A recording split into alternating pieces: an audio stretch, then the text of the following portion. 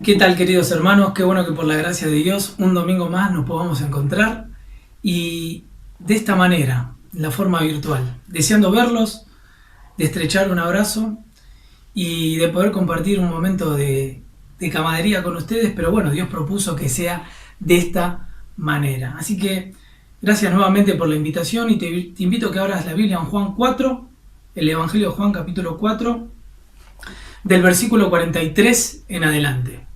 Una historia conocida para tratar este tema que están llevando adelante en esta serie de Dios siempre está en control, no dudaré.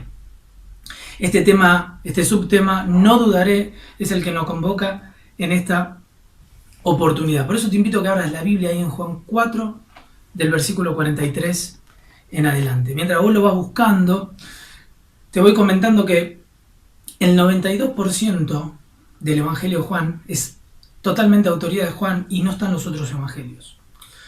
Juan pertenecía al círculo íntimo del Señor Jesús. El Señor Jesús tenía sus 12 discípulos y tenía 3 íntimos, entre los cuales estaba Juan, su hermano y Pedro.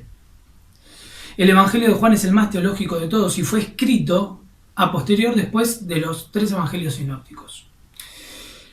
Los otros ya estaban escritos y era cercano al poder religioso y el Señor Jesús lo llama para que sea uno de su fila, uno de sus discípulos, porque tenía una empresa pesquera, deja todo y sigue al Señor.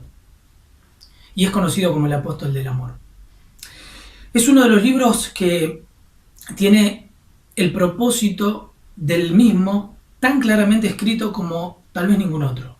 Y el propósito del libro lo encontramos en Juan 20, del 30 al 31, y dice: hizo además Jesús muchos otras señales en presencia de sus discípulos, las cuales no están escritas en este libro, pero estas, las que escogió el Espíritu Santo y lo guió, se ha escrito para que creáis que Jesús es el Cristo, el Hijo de Dios, y ahí va el propósito, para que creyendo tengan vida en su nombre, creyendo, depositar nuestra fe en Él y tengamos vida en su nombre. La definición de fe que encontramos en la Biblia es pues la fe, la certeza de lo que se espera y la convicción de lo que no se ve. Todas palabras que son antagónicas al tema que nos proponen en esta oportunidad, de no dudaré. Tener una convicción firme.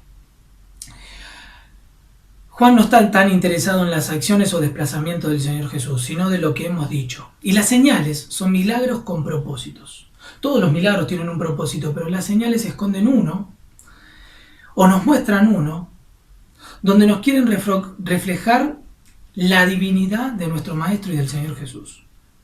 A través de ellos nos quiere enseñar algo más.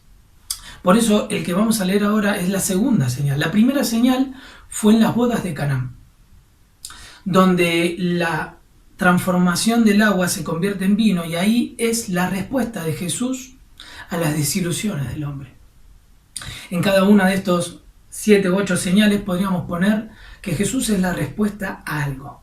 En primer lugar, en la boda de Caná, las desilusiones. Y ahora vamos a ver en el Hijo del Noble, que Jesús, el Señor Jesús, es la respuesta a la duda, a la falta de fe.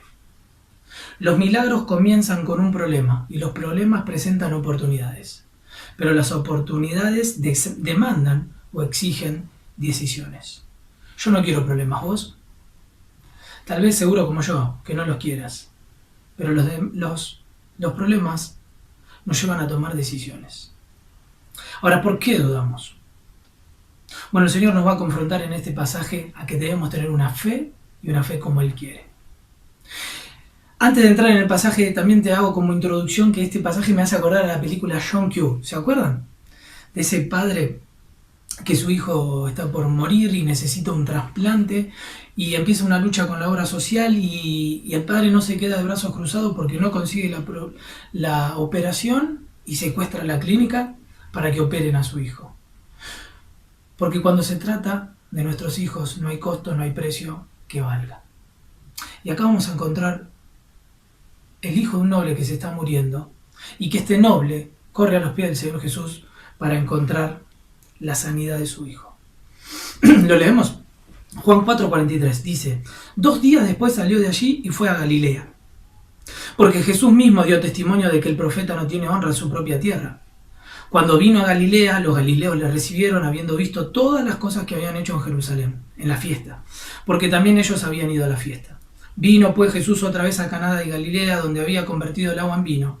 Y había en Capernaum un oficial del rey, cuyo hijo estaba enfermo. Cuando oyó que Jesús había llegado de Judea a Galilea, vino a él y le rogó que descendiese y sanase a su hijo, que estaba a punto de morir. Entonces Jesús le dijo: si no vieren señales y prodigios, no creeréis. El oficial del rey le dijo: Señor, desciende antes que mi hijo muera. Jesús le dijo: ve, tu hijo vive. Y el hombre creyó la palabra que Jesús le dijo y se fue. Cuando ya él descendía, sus siervos salieron a recibirle y le dijeron las nuevas, diciendo: tu hijo vive. Entonces él le preguntó a qué hora había comenzado a estar mejor, y le dijeron: ayer a las 7. Le dejó la fiebre. El padre entonces entendió que aquella era la hora en que Jesús le había dicho: tu hijo vive, y creyó él con toda su casa. Esta segunda señal hizo Jesús cuando fue de Judea a Galilea. Hasta aquí con la lectura de la palabra de Dios. Si comparamos esta segunda señal con la primera, hay similitudes y diferencias. Una de las similitudes, de hecho es la centralidad del capítulo 4 de Juan, es que la palabra suprema fue dada tanto en las bodas de Caná, y se produjo el milagro, como en el hijo del noble. En ambos relatos los sirvientes lo supieron, pero también hay diferencias. Uno es en la fiesta de la vida, en un casamiento, y otro es en la tristeza de la vida, en la muerte y de un hijo. Y se lleva a cabo los dos en una relación familiar. Pero ambos nos confrontan con el tema de la fe. Y más aún, ¿qué tipo de fe espera cada uno de nosotros? ¿Qué tipo de fe? ¿La que duda o la que son con los parámetros del Señor Jesús? Fe nos parece una palabra religiosa, ¿no? Pero si nos ponemos a pensar, es una palabra o es algo que implícitamente se utiliza o que continuamente ejercemos, mejor dicho, la fe. Si vos estás sentado en una silla ahora viendo este mensaje, estás confiando que esa silla te está sosteniendo. Si encendiste la luz para que haya más luz en este lugar o en donde estás entendiendo o confiando que cuando diste la tecla la luz se encendió. Si subiste a un avión y tomaste un viaje o en un colectivo, confiaste en el piloto o en el chofer que te iba a llevar a destino y que no iba a hacer una maniobra brusca o a chocar. Ahora te das cuenta que la cuestión no es si tenemos fe o no, sino que la pregunta o la conclusión es ¿dónde está depositada nuestra fe? C.S. Lewis, el escritor de las Crónicas de Narnia, él en uno de sus escritos dice que el hombre está firmemente parado con los 2 pies en el aire. Y así está la humanidad. Y así corre la humanidad sin un objetivo, pensando que está parado. En el nombre de la libertad grita distintos gritos, pero está esclavizado. El relativismo ha llegado a cada uno de la humanidad. Y se requiere de que el hombre y que el cristiano pueda demostrar su fe y reflejar esa luz para que el mundo crea. Pero eso va a pasar cuando nuestra fe esté bien fundamentada, bien cimentada. Hay una historia de Arquímedes y el rey Hierón. El rey Hierón en esa opulencia crea un barco y no lo puede deslizar al agua. Y se da cuenta que tenía un sabio en su reino, que era Arquímedes. Lo manda a llamar y le da el enigma al problema. Y Arquímedes le dice: quédate tranquilo, Hierón, que en menos de un mes, con un solo dedo, vas a poder deslizar el barco al agua. Llega el mes, llega Hierón, llega Arquímedes. Arquímedes había creado todo el sistema de poleas que hoy tenemos hasta el día de hoy. Y con un dedo, Hierón pudo deslizar, y por este sistema el barco pudo llegar al agua. Y ahí Arquímedes dice esa frase: dame un punto de apoyo y te moveré el mundo. Dame un punto de apoyo y te moveré el mundo. La fe es eso. Pensamos que es algo pequeño o insignificante ante las grandes opulencias o poleas y pensamos que es insignificante o lo último. Pero la fe es el punto de apoyo. Ahora, querido, ¿cómo está tu punto de apoyo? Ahora, querido, ¿tenés un punto de apoyo? ¿O sos como C.S. Lewis? Como la frase de C.S. Lewis que dice: el hombre está firmemente parado con los 2 pies en el aire. Este hombre que vamos a ver en el relato pasa de una fe prestada a una fe personal y en último lugar a una fe práctica. En este pasaje empieza diciendo 2 días después. El recorrido de Judea a Jerusalén en la celebración de la Pascua, cruza Samaria porque le dice que era necesario pasar por Samaria, era necesario pasar por ahí, y llega a Galilea, a su tierra. Y ahí desliza esa frase que también es mencionada en otros evangelios, un dicho conocido del momento donde dice, el profeta no tiene honra en su propia tierra. No se refiere a toda Galilea, sino se refiere a Nazaret. Y por eso no se detiene ahí. Nacido en Belén, pero crecido en Nazaret del Señor Jesús, pero no se detiene a predicar ahí, sino que va al norte hacia Caná. Y esta frase, donde el profeta no tiene honra en su propia tierra, también la encontramos en Marcos 6, del 3 al 6. Y tanto en ese pasaje de Marcos como en este de Juan encontramos 3 cosas. En primer lugar, el desprecio. Dice que se escandalizaban de él, sus familiares, sus allegados, los de su pueblo, su familia se escandalizaban de él, el desprecio. Pero en segundo lugar, la dureza. Dice que estaba el Señor Jesús asombrado de su incredulidad y que no pudo hacer muchos milagros ahí a causa de su incredulidad. Pero en último lugar, el descreimiento. Le decían, ¿no es este el hijo del carpintero? Este está fuera de sí. Hasta en un pasaje dice que se tuvo que ir y escabullirse y salir al otro lado.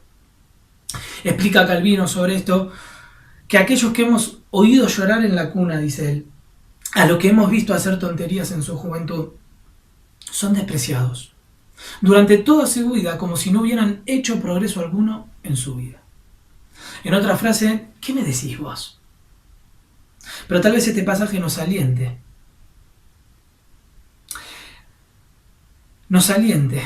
a que no nos cansemos de hacer el bien. No desistas.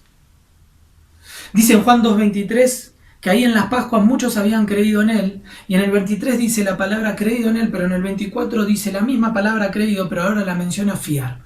Dice que el Señor no se fiaba de ellos, porque sabía lo que había en sus corazones. Evidentemente lo seguían por su palabra, por lo que hacían, pero no creían en él. En las Pascuas hace estas señales, y ahora viene a Caná, y la gente espera a ver qué milagro van a hacer. Su fama se extiende. De hecho, llega hasta alguien de lo más alto, un noble. Y este noble hace 25 o 30 kilómetros, que hoy diríamos, qué poquito que hace este noble. Pero en el momento, caminando, era mucho. Y en esto también déjame ver la sinceridad del hombre, ante la insensibilidad de los galileos. Y dice que le rogaba. Pero en segundo lugar, la sencillez de este noble. Dice que el Señor le pide al Señor que desciende porque su hijo se estaba muriendo. No le discute. Pero en último lugar le suplica, la súplica de este noble, que venga con él a Capernaum. Desciende antes de que mi hijo muera. Ven antes que mi hijo muera. Pero parece duro la respuesta del Señor Jesús en el versículo 48. Lo que le dice el Señor. Y esto es un reproche con 2 direcciones, con 2 flechas, no solo hacia él, por lo que vamos a ver ahora en momentos, sino, como dijimos, a Nazaret, a los que no estaban creyendo en él. Era una reprensión no solo al noble, en especial a Galilea. ¿Esta es la única fe que puedo esperar de ustedes? Acabo de llegar y ya me piden milagros, ¿solo por esto me siguen? ¿No pueden creer con mi palabra? ¿Necesitan ver?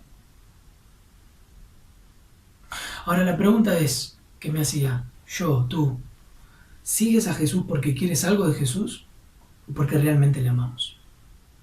Tal vez sea un buen momento para despejar nuestras dudas y entender que Dios siempre está en control. Juan nos pone estos 2 episodios seguidos, tanto el de la samaritana como el del noble, para darnos cuenta en la confianza en la palabra de Dios y no dudar. En Samaria, ¿hubo milagros? No, pero la samaritana creyó por la palabra. Fue y contó a los suyos y ahí creyeron por su palabra. Viene el Señor Jesús y dicen que creyeron en la palabra del Señor y ya no solo en la palabra de la mujer, y le pidieron que se quedaran unos días más. Esto ocurre en el capítulo 4. Pero ahora llega a Galilea y se amontonan por prodigios y milagros. ¿Y no pueden creer solo por mi palabra? ¿No pueden creer solo por mi palabra? Ahora, no desestimo a los milagros, no estoy desestimando el milagro. Pero el tema de este capítulo es que habla de la fe por la palabra.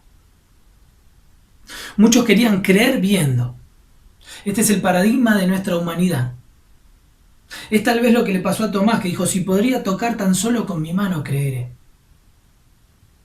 Es lo que Pablo le dice a los corintios: los judíos piden señales y los griegos piden sabiduría, pero nosotros predicamos a Jesucristo. Y en Hebreos, la definición de fe que dijimos al inicio es pues la fe, la certeza de lo que se espera y la convicción de lo que no se ve. Por eso el Evangelio de Juan nos pone en una encrucijada: que se crea por su palabra. 7 veces aparece la palabra creer en este capítulo 4. Se le dice en el versículo 21 a la mujer samaritana: mujer, créeme. Le dice en el versículo 39: los samaritanos creyeron. En el versículo 41: muchos más creyeron por la palabra.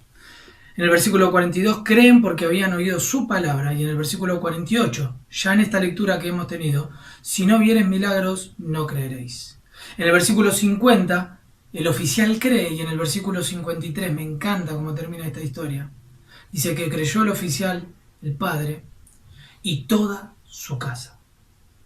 Un hombre de prestigio, un hombre de poder, de riquezas, pero que tenía un hijo enfermo, al cual el problema era que no se le podía solucionar su fiebre y que estaba a punto de morir. Tal vez como hemos llegado muchos, cada uno de nosotros, al Señor Jesús, a través de la duda o a través de algún problema.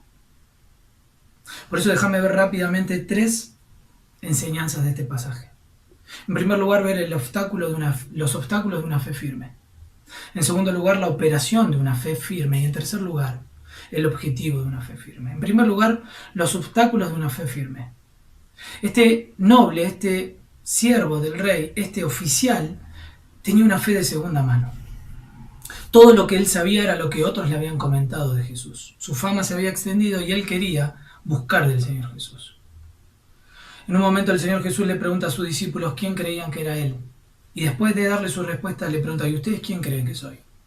Haciéndoles el examen a los discípulos de dónde estaba cimentada su fe. Querido, tal vez pensamos en los jóvenes o en los adolescentes que tienen una fe prestada, como nos ha pasado mucho que hemos nacido en un hogar cristiano. Pero la pregunta no es solo para ellos, sino es para vos. Esa famosa frase donde dice que Dios no tiene nietos, tiene hijos. Y tal vez somos confrontados en esta oportunidad de no dudar y de pensar si tenemos una fe prestada, una fe de segunda mano. Pero en segundo lugar, este hombre tenía una fe que necesitaba de señales. Como hemos leído en Juan 2, 23 y 24, dice que el Señor no se creía de los que, no se porfiaba o no fiaba de los que habían creído en su palabra, porque conocía sus intenciones. En otro momento, cuando alimenta a la multitud y les dice las demandas radicales del discipulado, y muchos se van, sus discípulos le dicen: ¿qué palabras duras dijiste? Y él les tiene que decir: ¿se quieren ir ustedes también? Ahora, ¿hay algo malo en pedir señales y milagros? No. El tema es cuando no confío en su palabra y solamente necesito eso. Como Tomás: bienaventurados los que no vieron y creyeron, le dijo el Señor a Tomás. Pero en tercer lugar, una fe individualista. No solo una fe de segunda mano, no solo una fe que necesita señales, sino una fe individualista. El paradigma del individualismo de hoy en día, centrado en uno mismo. Está bien, al hijo de este noble se le estaba muriendo su hijo, y es cierto. Y no tenía tiempo para una teología, o una charla, o una discusión con el Señor. Él le dice: desciende, antes que mi hijo muera. Y esto me da pie a la última subpunto de este obstáculo de una fe firme. No solo una fe individualista, sino una fe impositiva. Desciende antes de que mi hijo muera. Le da una orden. Tal vez acostumbrado por su trabajo a dar órdenes, a direccionar, a mandar gentes, le dice: desciende, Señor. Tal vez estos son obstáculos para una fe firme, pero en segundo lugar, déjame hablarte de una fe firme. ¿Cómo opera? La operación de una fe firme. Y en primer lugar, ver qué es la importancia de escuchar la palabra de Dios. Tal vez la conclusión de este mensaje, tal vez la conclusión, como hemos visto en el capítulo 4, que aparece 7 veces. La fe viene por el oír y el oír la palabra de Dios. Este noble escuchó la palabra de Dios. Pero en segundo lugar, no se quedó solo en ese escalón, sino que creyó. Creyó la palabra de Dios que le dijo: ve, tu hijo vive. Tuvo que creer, no solo escucharla. Ahora te hago una pregunta: ¿en qué escalón estás?